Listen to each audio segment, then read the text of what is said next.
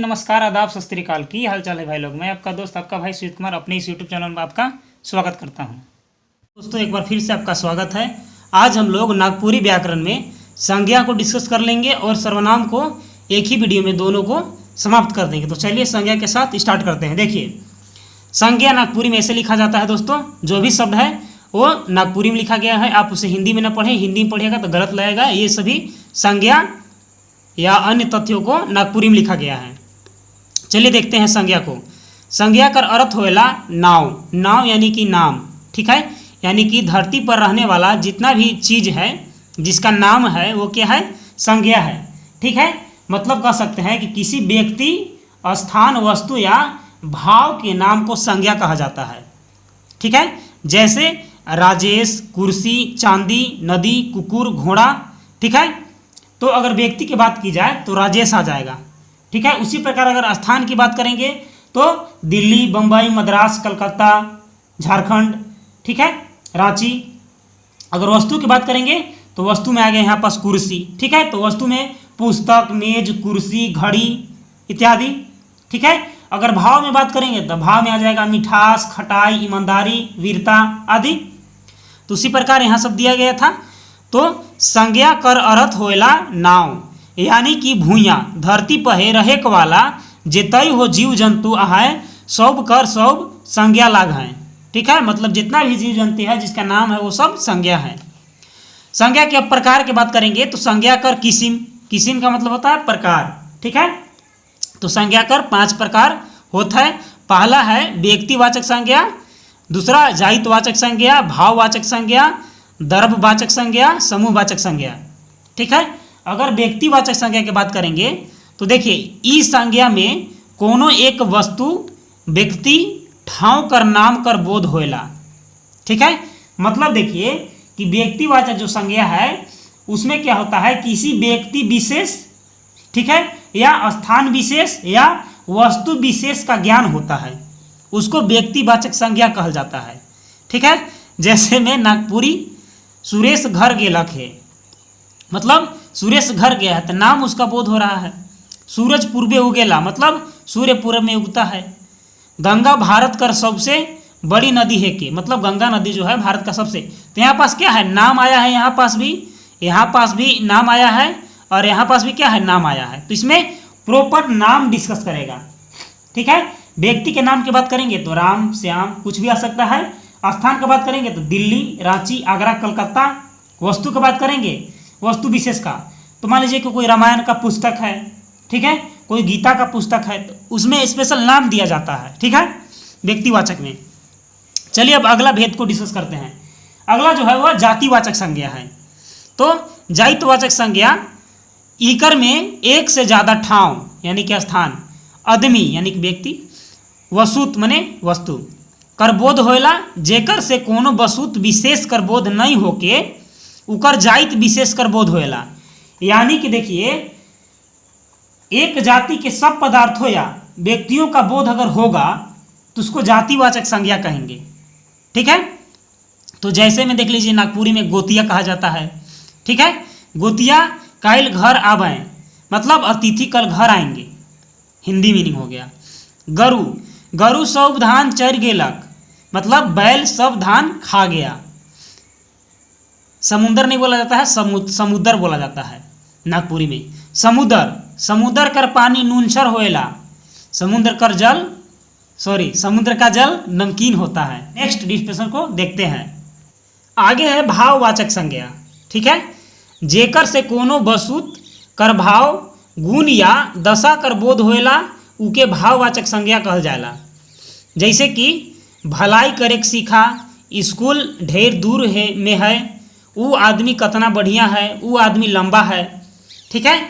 इसको समझिए हिंदी में, जिन संज्ञाओं से पदार्थों के गुण अगर पता चलेगा, दोष पता चलेगा, अवस्था पता चलेगा, व्यापार या चेष्टा पता चलेगा, तो आदि क्या है, सब भाववाचक संज्ञा में आएंगे।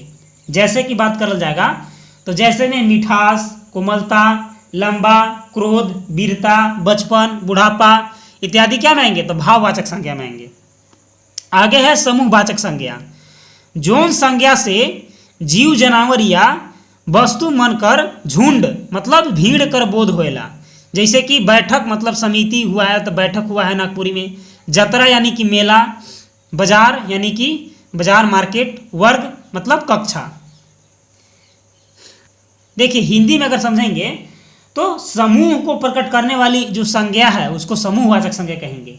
जैसे कि सेना, कक्षा, सभा इत्यादि। चलिए अब पांचवा संज्ञा को और अंतिम संज्ञा को देखते हैं। पांचवा है दर्बवाचक संज्ञा। जितना वस्तु मन नापेक जोखक वाला है उके दर्बवाचक संज्ञा कहल जाला। जैसन सोना, लोहा, दूध, पानी, चीनी इत्यादि। तो चलिए अब हिंदी में इसको देख लेते हैं। मतलब अगर इसको समझेंगे तो मतलब वैसा संज्ञा, ठीक है, जिसमें क्या है कि द्रव पदार्थ, धातु मतलब इत्यादि का क्या होता है कि बोध होता हो, उसको दर्बवाचक संज्ञा कहेंगे। जैसे कि अगर बात करेंगे तो मिट्टी, सोना, चांदी, लोहा, पानी इत्यादि। हमारा नेक्स्ट टॉपिक है वो है सर्वनाम। तो नागपुरी में ऐसे लिखा जाता है और हिंदी में सर्वनाम लिखा जाता है। चलिए सर्वनाम को डिस्कस करते हैं। सर्वनाम ऐसा शब्द के कहल जाला जे संज्ञा कर ठाव पहे प्रयोग होएला। मतलब सर्वनाम का मतलब यह हुआ कि जो शब्द संज्ञा के स्थान पर प्रयुक्त होता है उसको सर्वनाम कहा जाता है। जैसे मैं, तुम, वह, हम इत्यादि। तो वही है कि बिरसा काइल रांची चल गेलक। ठीक है, तो यहाँ पास बिरसा नाम का यूज न करके ऐसे बोलेंगे कि ऊ काइल रांची चल गेलक। ठीक है, चलिए देखिए नागपुरी में सर्वनाम के 7 भेद होते हैं। ठीक है, पहला जो है व्यक्तिवाचक सर्वनाम होता है। जौन सर्वनाम मन में से कहेक वाला, सुनेक वाला या जेकर विषय में बात करल जाला उकर बोध होके उके है पुरुषवाचक सर्वनाम कहल जाला। जैसन कि मोय, हम, हामे, तोय, राउरे, उ, उमन इत्यादि। ठीक है, अगर इसको हिंदी में बात किया जाए तो बोलेंगे कि जिन सर्वनाम से कहने वाला, सुनने वाला और जिसके बारे में बात कह रहे हो, ठीक है, उसका ज्ञान हो तो उसे पुरुषवाचक सर्वनाम कहेंगे। जैसे कि कहने वाला कौन है तो मैं और हम हैं। ठीक है, उसी प्रकार सुनने वाला कौन है तो तू है या तुम है। ठीक है, तो और जिसके बारे में अगर बात कहा जा रहा है तो वो क्या है तो वह है या वे है। ठीक है, चलिए अब नेक्स्ट को डिस्कस करते हैं। तो अगला जो हमारा सर्वनाम है वो है निश्चयवाचक सर्वनाम। ठीक है, जौन सर्वनाम कोई आदमी वस्तु धन निश्चय पूर्वक संकेत करे। मतलब जिस सर्वनाम में किसी व्यक्ति या वस्तु देन मतलब निश्चय हो करके संकेत करे तो उसको निश्चयवाचक सर्वनाम कहल जाला। जैसन कि ई, उ, उमन या इमन इत्यादि। अगर इसको हिंदी में समझा जाए तो जो सर्वनाम किसी व्यक्ति वस्तु की ओर निश्चय पूर्वक संकेत करे, ठीक है दोस्तों, तो उसको बोलेंगे कि निश्चयवाचक सर्वनाम। ठीक है, जैसे कि तुम्हारा पेन तो यह है, वह नहीं है। ठीक है, मतलब उसको पता है कि नहीं तुम्हारा पेन वह है, यह नहीं है। ठीक है, आगे है अगला जो है अनिश्चयवाचक सर्वनाम। मतलब नागपुरी में इसको बोलेंगे बेनिश्चयवाचक सर्वनाम। जौन सर्वनाम से कोनो निश्चय वस्तु या जीव कर बोध नहीं होए, ठीक है, उ अनिश्चयवाचक सर्वनाम कहेला। जैसन हिया कोई आए रहे तो पता नहीं है कि कौन आया था। ठीक है, कोई आए रहे, उके भेज दिया माने केकरा भेज दिया, इट इज नॉट फाइनल। ठीक है, तो उके भेज दिया मतलब अनिश्चय है कि किसको भेजना है। ठीक है, अगर हिंदी में इसको बात करेंगे दोस्तों कि जिस सर्वनाम से किसी निश्चय वस्तु या प्राणी का हम लोग अगर बोध नहीं कर रहे हैं, ठीक है, तो बोलेंगे कि वह अनिश्चय है, अनिश्चयवाचक है। जैसे कि यहाँ कोई आया था तो कौन आया था, तो यह फाइनल नहीं है कि कौन आया था, लेकिन कोई आया था। ठीक है, और अगर बात करेंगे कि वह मेरे लिए कुछ लाया था तो क्या लाया था, यह फाइनल नहीं है, यानी कि क्या है, अनिश्चय है। ठीक है, अगला जो हमारा जो सर्वनाम है वह है संबंधवाचक सर्वनाम। तो इसमें क्या है कि जौन सर्वनाम शब्द वाक्य में कोनो दोसर शब्द से संबंध बताएला उस संबंधवाचक सर्वनाम कहेला। जैसे कि जे जैसन करी वैसन भरी, नागपुरी का पहला एग्जाम्पल है कि जे जैसन करी वैसन भरी। दूसरा एग्जाम्पल की अगर बात करेंगे तो दूसरा है जे सुतेलाऊ खोवेला। ठीक है, अगर इसको इन हिंदी समझेंगे तो वो है जो सर्वनाम शब्द वाक्य में किसी दूसरे शब्द से संबंध बताता है वह संबंधवाचक सर्वनाम कहलाता है। जैसे कि जो जैसा करता है वह वैसा पाता है, यानी कि जो और सो क्या है यहाँ पास रिलेट रहेगा। ठीक है, जैसी करनी वैसी भरनी, तो ये क्या है जैसी वैसी संबंध शो कर रहा है।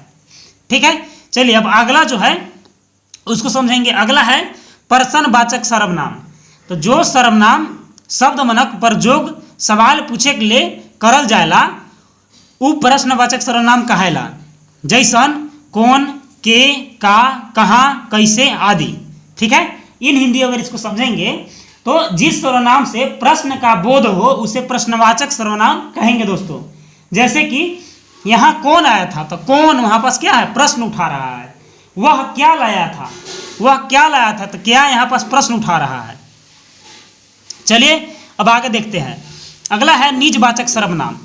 ठीक है, तो जहां कर्ता खातिर आपन अपने आप स्वयं खुद या राउर शब्द मनक पर जोग करल जाएला उन्हें निजवाचक सर्वनाम कहल जाएला। ठीक है, निजवाचक सर्वनाम उसको कहेंगे जो सर्वनाम निज या अपने आप को बताए उसे निजवाचक सर्वनाम। जैसे कि वह अपना काम आप करता है, मतलब अपने आप स्वयं कर लेता है। तुम अपने आप चले जाओ। ठीक है, तो ये सब क्या है निजता बता रहा है, आपका निजता को शो कर रहा है। अगला है आदर सूचक सर्वनाम। आदर सूचक में क्या है कि रौरे या रौरे मन, इसको आप कहेंगे। ठीक है, उसी प्रकार अपने या अपने मन, इसको भी आप कहेंगे। तो ये क्या था आदर सूचक था। ठीक है, चलिए अब कुछ ऐसे ही प्रश्न को देख लेते हैं, क्योंकि इसमें से डिफरेंशन तो आपको आएगा नहीं ऑब्जेक्टिव प्रश्न में। ऑब्जेक्टिव प्रश्न में ये सबसे रिलेटेड आएगा। जैसे कि पुरुषवाचक सर्वनाम अगर रहेगा तो उसमें मोए तोय देखिएगा तब टिक मारिएगा। नीचवाचक रहेगा तो ई या उ देखिएगा। निजवाचक सर्वनाम की अगर बात करेंगे तो अपने या अपन को बात करेंगे। अनिश्चयवाचक में केव, कोनो, कुछ ये सब आएगा तब टिक मारिएगा आप। संबंधवाचक में जे और से रहेगा तब उस ऑप्शन को आप करेक्ट कीजिएगा। प्रश्नवाचक में का, के, कौन इत्यादि रहेगा तब वह सही रहेगा प्रश्नवाचक का उदाहरण। आदर सूचक में रौरे या अपने रहेगा तब आप उसको क्लिक कीजिएगा। तो आज का यह वीडियो इतना ही दोस्तों, आगे अगले टॉपिक के साथ जरूर मिलेंगे, तब तक के लिए धन्यवाद।